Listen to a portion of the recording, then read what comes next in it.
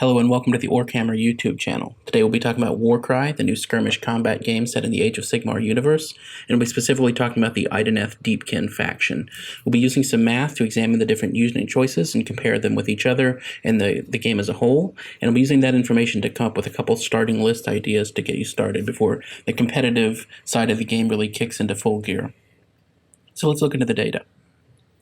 All right, before I get started on the spreadsheet, I just want to give you an idea of where some of the colors come from. So a lot of the cells are colored. Some of the cells are colored based on subjective things. It's not too data oriented, but a lot of the cells that have values are they're colored according to where they fall in relation to the rest of the data. So yellow and green are kind of very average, and the more red you get, the worse that value is compared to the rest of the models in the game, and the more blue you get, the better it compares.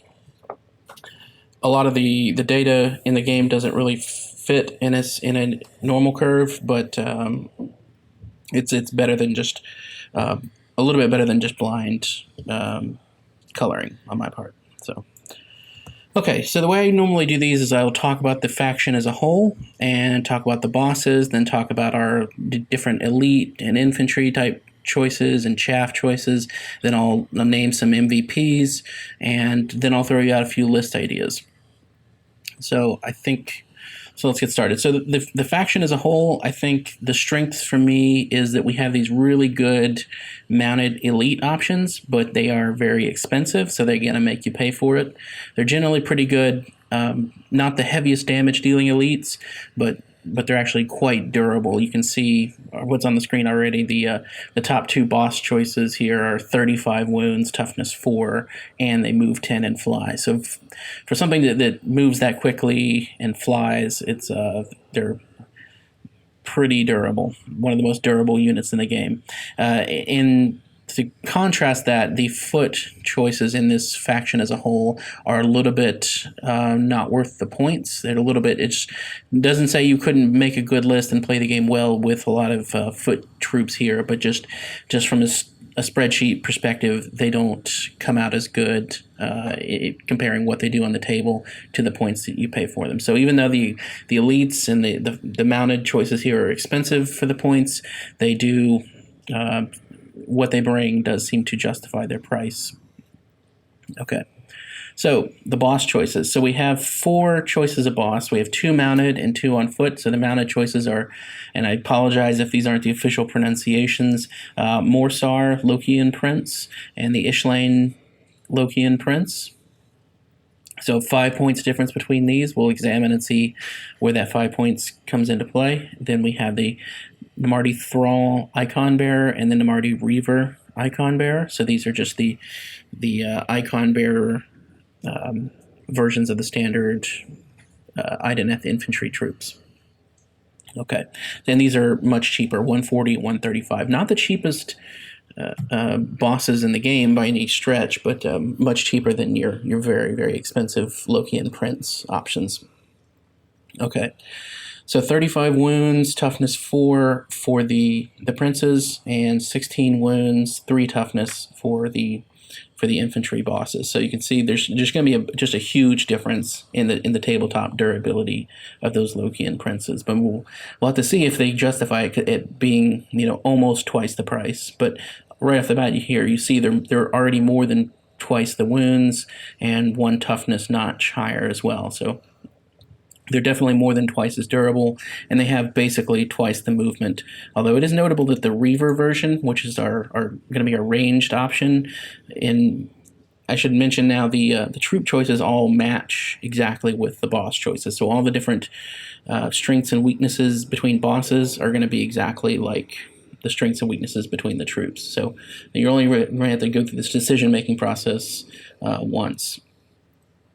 So the Reaver version, the range, gets an extra movement point over the Thrall, and that's pretty nice, pretty handy. Okay. So moving on, the top level prince, the Morsar, he has a 2-inch weapon. So everything else in these profiles is going to look very much the same. You're really just paying for this extra 1-inch weapon. So for going to a 2-inch reach weapon over a 1-inch, you have to sacrifice 1 extra attack. So he goes from 4 attacks to 3 attacks. If you upgrade, you spend the 5 points to get the 1 extra inch of reach. So we'll see if that's going to be worth it. You have to come up with a strategy. The Thralls and the Reavers, this is your basic strict close range melee only versus mid-ranged shooting attack, and he has a backup not terrible dagger option. Let me switch over now and start talking about the runes, because there's a lot of runes to go through here and abilities, and they're all represented within our boss choices. The ones that are relevant, that are custom for this faction, will be a universal faction double, which is called Low Tide. So this is usable only in the first battle round. You spend it on a fighter, they can make a bonus move equal to the value of the ability. Pretty nice, not game breaking. I think other factions have some better universal doubles that really change the overall way they play. This is handy for scooting about a bit better, but it's not the greatest out there. I don't believe. That's entirely subjective. Right? It's hard to quantify some of these things, but okay. A lot of your certainly all the things on foot are going to take the minion rune mark. It's going to be a common rune mark in this ability, and that gives them this sweeping blow, so they're going to get kind of a little area of effect attack. So you can roll a dice for every enemy fighter within 2.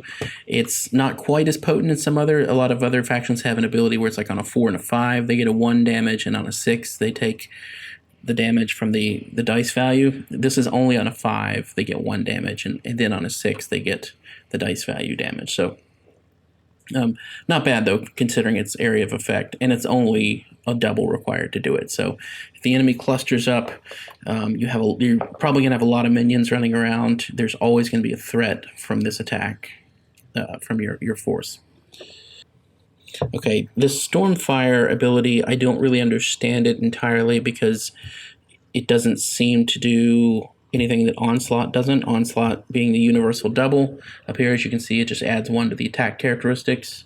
Full stop. Stormfire adds 1 to the attack characteristics, but it has this extra requirement that the target be more than 3 inches away. So it just completely a waste of a rune. So when you see Agile, just be aware that might as well not be a rune. There's no sense in using Stormfire instead of Onslaught.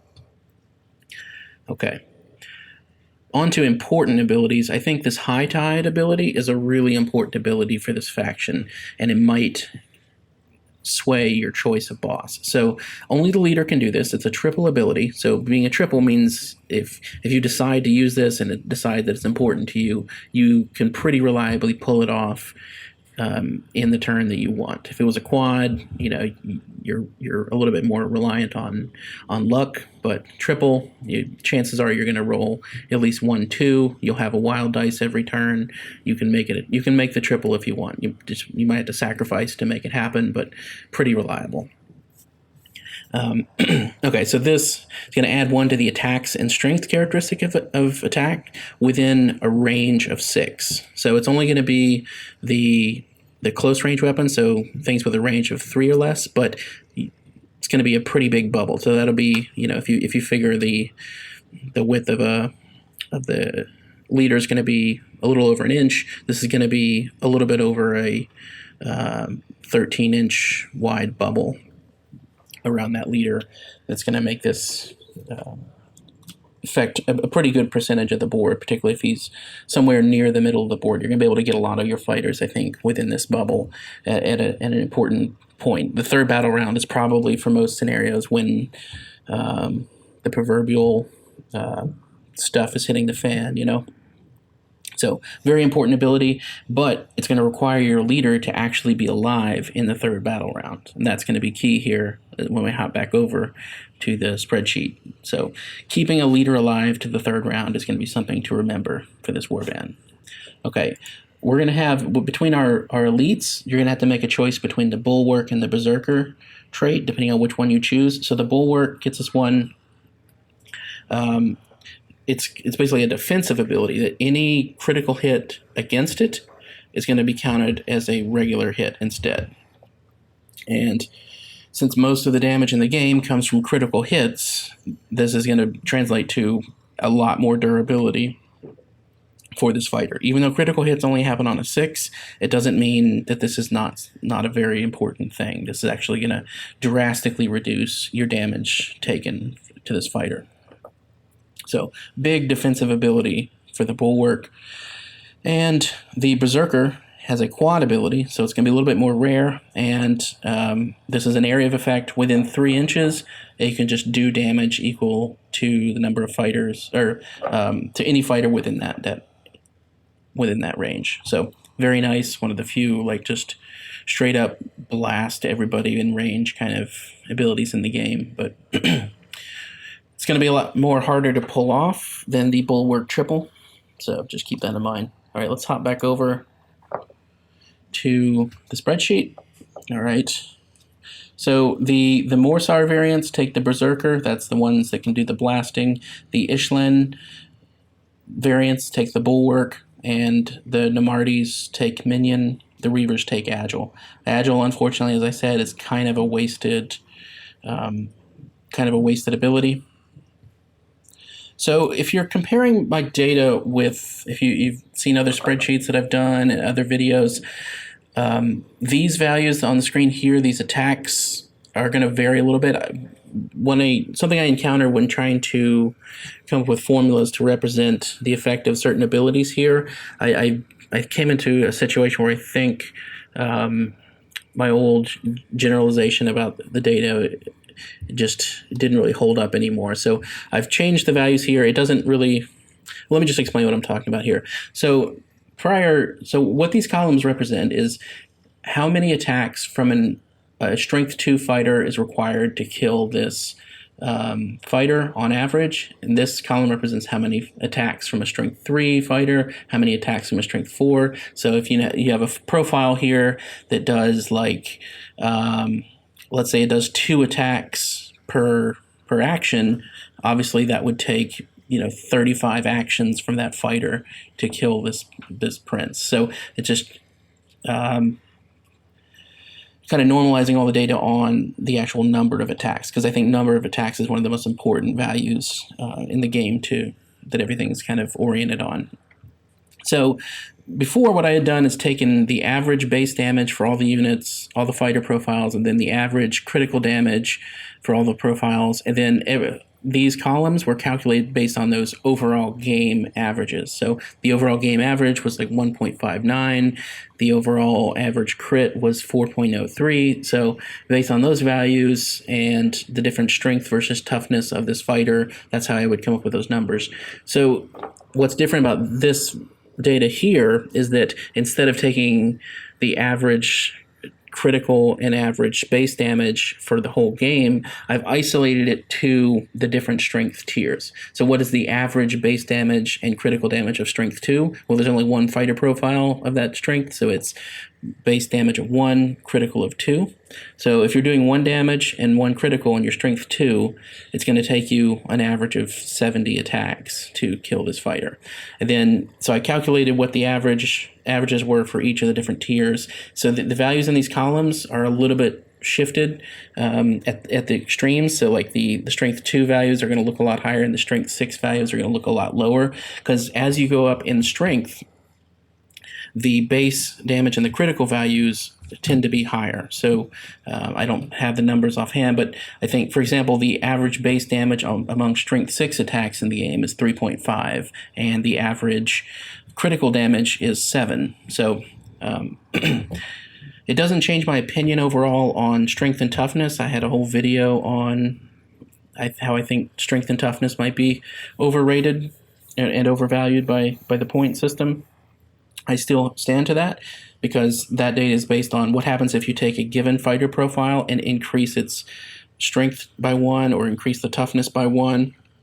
How much added damage output do you get, and how much added durability do you get by adjusting those values by 1? So But if all strength and toughness values were the same, the things that are in the game that are higher strength values have higher damage characteristics as well on their weapons. So those do change. So it's going to come into play when we get to the abilities in the spreadsheet.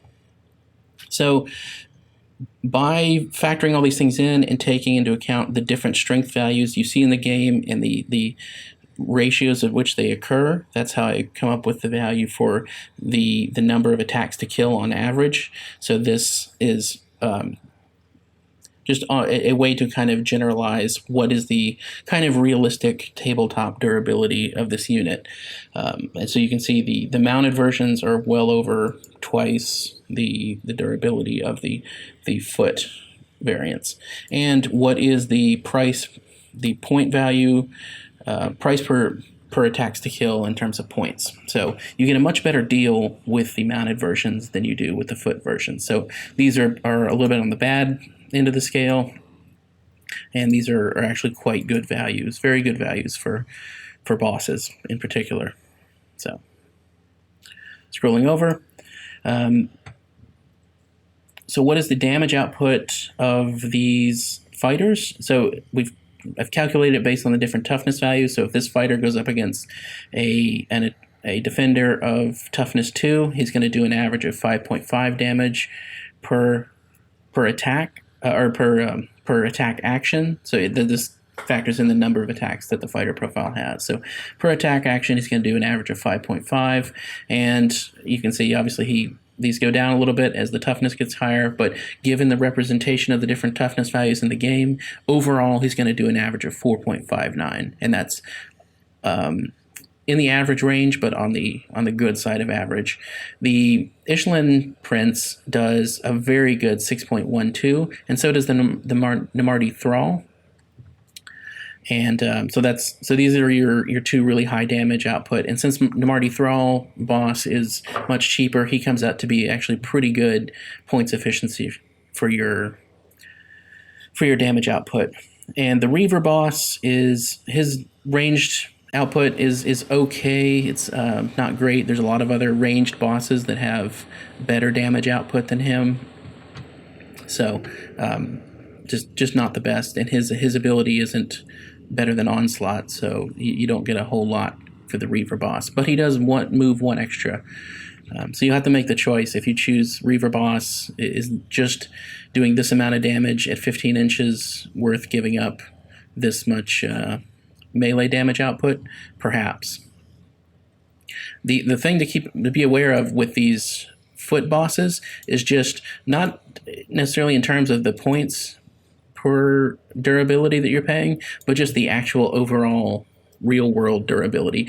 12 is not very durable for a boss. This puts you way in the squishy end of bosses if you take one of these. And there's a lot of scenarios that are going to require your boss staying alive. So the more you make your boss squishy, the easier prey you're going to get. I mean, there's going to be, you're going to be in deadly range of being one-shotted from 20 inches away if a Stormcast player plays the right combination of abilities on you. So if you take one of these options, you might really struggle on some scenarios. Okay. So moving on, none of the damage the points per damage that you're paying for these fast-moving mounted options are very good, but they do at least the up-close one does pretty good damage, even though it's not a great value for what you're paying. And I've calculated columns here for what the average damage you get if you play Onslaught. And the Onslaught Delta is going to show you that's the amount of damage gained by spending Onslaught. Okay, so to summarize the bosses, we're paying a hefty price for the two mounted options, but they turn out to be a very good deal in terms of their points per durability, and the ones on foot are not only a bad deal for their durability, they have an extreme lack of durability for a leader. So be aware. And I think we have better rune markings for our mounted options. So that's another point in favor of the mounted bosses. All right, switching over to our infantry troops. I'm going to hide our boss troops for a minute. These are basically the exact same 4 choices we had in bosses. We just have non-leader versions of them. So you have the Morsar Guard, the Ishlain Guard, Namarti Thrall, and the Namarti Reaver. So these are still heavy wound variants, like the boss's 25 wounds, down from 35 for the boss version, but they are cheaper. Still the 5 points difference. And for the 5 points, you are making that same trade-off. You're getting 1 extra inch on the spear at the expense of 1 extra attack. And that change and the change in runes is the only difference between these 2 fighters. Okay. The Thrall versus the Reaver, you're getting the 1 extra movement from the Reaver, and 1 is the ranged, and 1 is the up-close melee version. The overall durability on the foot versions of the troops, the Namartis, is just really, really low. This is chaff levels, but unfortunately the price isn't really chaff price. So these are not good deals at all. And that's one thing I think that this faction kind of suffers from, is you really don't have good options for chaff. These guys are your chaff-like. I mean, they're in that really low tier infantry level, but they're just not a good deal. They're not really getting good value for your points. But that being said, if you want to play this faction, you're locked into them. There's nothing better. You're going to need a certain model count on the board. So you're going to have some of these guys in your list.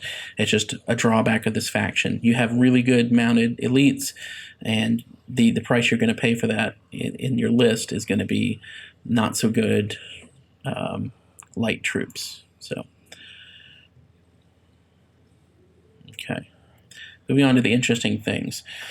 So, obviously the Ishlain Guard, he does more damage than the Morsar Guard, once you factor everything in. So, but just keep in mind that this is at a 2-inch range, and this is at the 1-inch range. But only 5 points difference, and at such huge point values and such few troop options, you might not be forced to make a choice between those 5 points. It's not many list combinations where that 5 points is going to make a big difference. Okay. So whether or not you want the 1-inch guys versus the ranged guys, this is a more of an issue with the Namarti, I think, because given that they are so squishy and so flimsy in their overall durability, it's really kind of dangerous to have them operating at a 1-inch weapon range, because they're probably going to get one-shotted by anything with a strength 4 or better attack. I think it's going to be hard to keep them alive, even though they are dishing out really cheap damage at the 4.39. If you look at the Namarti Thrall, and you compare him to the in the last video I just did, the Splintered Fang, the Serpents, he compares very, very similarly. The Serpent actually out-damages him, has almost the same durability, and moves 1 inch faster, and is 15 points cheaper. So, oops. And is 15 points cheaper. So, let's just give you an idea. This it's just not. While I was heavily in favor of that unit, that 15 points makes a big difference. That's a massive change. 65 to 80, it might not feel like a lot, but when you start factoring in multiples of these things, that 15 points adds up really, really quickly. And particularly in a warband like the Splintered Fang, where you had other mid-tier choices, that 15 points is taking one of your other troops and forcibly knocking them down to a lower tier troop that you have to switch out. So 15 points takes this almost the same profile as the Serpent, and makes me not like it. So not a huge fan of the Thrall here. The Reaver this isn't a great ranged attack either. It puts it but it is 75 points, so it's not quite as bad of a bargain.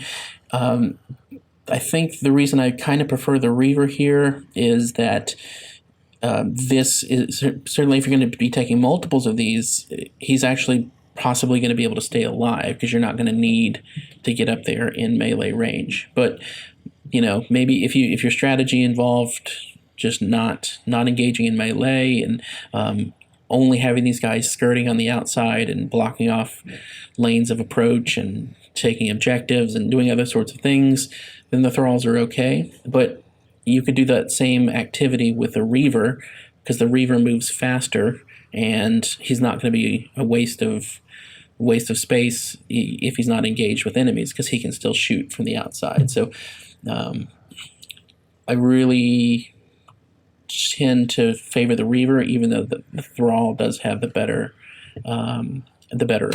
ability, that minion ability. Okay. So moving on. Okay, so we had a choice. There was the Bulwark ability from the Ishlan Guard. Let me expand out our boss choices again, because I just want to discuss with you the advantage of using this, and so you might want to know when to use it or when not, and just how good it's going to be. Let me pop back over to the abilities section real quick. Okay, so Biovoltaic Barrier. This was until the end of the battle round, count each critical hit from attack actions that target this fighter as a regular hit instead. So what I've done here is, this is, sorry for reusing the same spreadsheet rows. I don't know if I'm violating some fundamental law of spreadsheet here. Let me scroll this over a little bit more. Okay. So what I'm looking at here is just if you're using the Biovoltaic Barrier ability and you're being attacked by Strength 2, Strength 3, Strength 4, Strength 5, and Strength 6 attackers, based on the actual average damage of fighters in those tiers, how much added durability does this give you? So we can see this is why I started to change my values, because as I thought about this ability more, I realized that changing criticals to regular hits is going to perform differently based on what those actual damage values are across the different strength values. So I decided to rework my formulas a little bit. So you can see here, up against Strength 2 attackers using this ability, it's the Ishlan Prince is the one that can use this ability, and the Ishlan Guard. So there's only two profiles here that use this rune. So this set of rows up here is describing the Prince, and this one down here is describing the troop guard. So it's going to take 105 attacks from Strength 2, and that's 35 more attacks than if you didn't use this ability. So that gives you an added durability benefit of 50%. So you're gaining 50% more durability against Strength 2. And similarly, up against Strength 3, if you use this ability, you end up gaining 87% more durability. Strength 4, you get 48% more durability, 33% more durability, and 25% more durability. So interesting thing is that these the percentages work out the same on the two, even though the actual base numbers were a little bit different. Yeah. So you get some idea here. You get more of a benefit from this ability if you're up against low strength attacks. So, and the turning point is 4. So you get, if you're up against Strength 3 attacks, this ability is just gold. It makes you almost invulnerable to Strength 3 attacks. It's just great. So keep that in mind. If you have a scenario where you need to, for example, keep your leader alive, or you need to take an objective or take a treasure, and the guy that has the treasure has to stay alive, the fact that you can use this ability and harden up this fighter that much for one turn is pretty important. I think it's an interesting change in the game. That being said, the Morsar variants of these things also have those great abilities where they can do an area of effect damage for a strict dice value. So not any bad options there. Okay. So my MVP, I'm going to go with the Ishlan Guard, and I would say probably the so Ishlan Guard MVP, and you can tell from the way I started the video, it would be one of the mounted variants would be the winner here. But I think I went with Ishlan Guard just because he works out a little bit better in the stats department, and I do like that biovoltaic barrier ability, just because you're able to hunker down so hard. But that being said, I think it's a very close call between them and the Morsar Guard. Okay. I tend to, if I'm having to give an MVP for the boss, I tend to go with the Morsar variant for MVP on the boss side, because the 2-inch range, you are sacrificing a good bit of damage, but there's a lot of scenarios where keeping your leader alive specifically is important, and he still does good damage at that range, and going from a 1 range to a 2 range in gameplay seems to translate into a little bit longer survivability, even because you're going to take fewer attacks because the enemies are going to require 1 turn or 1 action to move in close to you and then do the 1-inch attack, so that wastes one of their whole attack actions on you. So taking this from a pretty durable, a very durable model to adding a 2-inch range weapon on it makes him extremely durable, is pretty nice. So I think the reason I would keep added that durability to the boss is to increase the chances that he stays around for turn 3, and then at turn 3 he can use the high tide ability to create that bubble of extra attacks and strength around him, which is when things can really change for you. So that being said, let's move into list building. So I'm going to give you 2 different list options here. I'm going to go with one that's very elite heavy. So in this game, I think elite heavy warbands tend to be in the 5 model range. I don't think it would be very prudent to go down to a 6 model range. I don't think it would be very prudent to go any lower than that and take like 5 models or less, because you still have to break it into 3 sections, and you're going to want at least 2 models in each of your deployment groups. And horde type warbands are going to be up in the 9 model range. I don't know, not a lot of great lists I think go above 9, maybe 10 tops if you have a really good horde faction.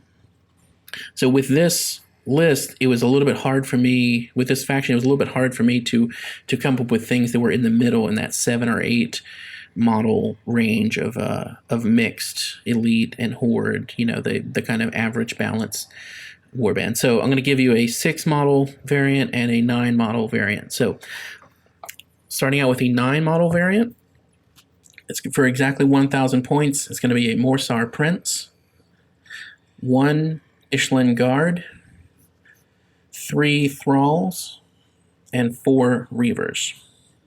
So even though I don't really like the Thrall all that much, and I kind of generally like the Reaver, the idea, my thinking behind this list is to kind of keep the Thralls somewhat safe, play them very conservative, but then get them poised and ready to pounce in round 3. And hopefully your Morsar is still alive and is able to use high tide. Then all of a sudden those Thralls become...